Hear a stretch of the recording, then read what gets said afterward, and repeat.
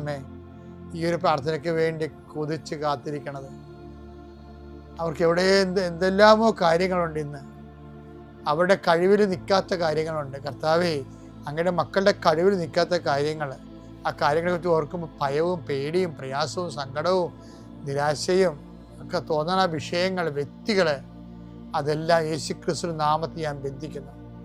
കർത്താവേ, അങ്ങയുടെ മക്കള് ഇനി സമാധാനത്തിൽ വിട്ടേക്കണമെന്ന് പറഞ്ഞില്ലേ ഈശോ. ഞങ്ങളുടെ ദാസനെ സമാധാനം, എൻ്റെ രക്ഷ ഞാൻ എൻ്റെ കണ്ണുകൊണ്ട് കണ്ടിരിക്കുന്നു. അങ്ങയുടെ ദാസനെ സമാധാനം വിട്ടേക്ക്.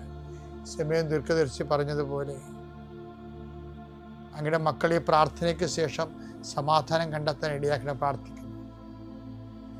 നിങ്ങളുടെ ജീവിത ചിന്തകൾ, നിങ്ങളിന്ന് പോകാനിരിക്കുന്ന ഇടങ്ങൾ, സംസാരിക്കുന്ന വ്യക്തികൾ, ഒപ്പിടുന്ന പേപ്പറുകൾ, എഴുതുന്ന രേഖകൾ, എൻ്റെ മക്കൾ ജീവിത ഉപായത്തിന് വേണ്ടിയും മേൽഗതിക്ക് വേണ്ടിയും ജോലിക്ക് വേണ്ടിയും ജോലിയുടെ അനുബന്ധ കാര്യങ്ങൾക്ക് വേണ്ടിയും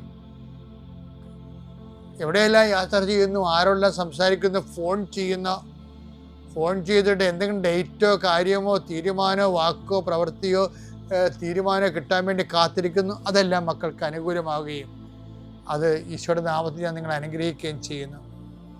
എൻ്റെ കർത്താവ്, മനുഷ്യൻ്റെ ഭീഷണി കാരണം മനസ്സിന് സമാധാനം നഷ്ടപ്പെട്ടവർ, അവരെ നീ ഏത് ഭവനത്തിൽ പ്രവേശിച്ചാലും ആ ഭവന സമാധാന ആശംസ അർപ്പിച്ച കർത്താവേ, നിന്റെ നാമത്തിൽ നെഞ്ചിലും നെറ്റിലും മുദ്ര വാങ്ങി നിന്റെ നാമത്തിൽ വിശ്വസിക്കുന്ന ഒരു മനുഷ്യനെയും ആരും ഭീഷണിപ്പെടുത്താൻ അനുവദിക്കരുത് കർത്താവേ. അവരെല്ലാം ശത്രുക്കളെ കാണുകയെ വിരുന്നൊരുക്കുന്ന ദൈവത്തിൻ്റെ ശക്തിവിശേഷം നിനക്കായി വിരുന്നൊരുക്കട്ടെ. എൻ്റെ എല്ലാ ശത്രുക്കളുടെയും മുന്നിൽ നിത്യം പിതാവും പുത്രനും പരിശുദ്ധാത്മാവ് സർവീശ്വര എന്നേക്കും ആമേൻ. എൻ്റെ പ്രിയപ്പെട്ടവരെ, ബൈബിളിലെ അതിരസകരമായൊരു വാക്കുണ്ട്, ഭയങ്കര പ്രാക്ടിക്കലാണ്. നിങ്ങൾക്ക് കേൾക്കാതെ ഈ പ്രഭാഷകൻ 37 പ്രഭാഷകൻ 37:28 എല്ലാവർക്കും എല്ലാം നന്നല്ല. കേട്ടോ, എങ്ങനെയുണ്ട് പരിപാടി? എല്ലാവർക്കും എല്ലാം നല്ലതല്ല.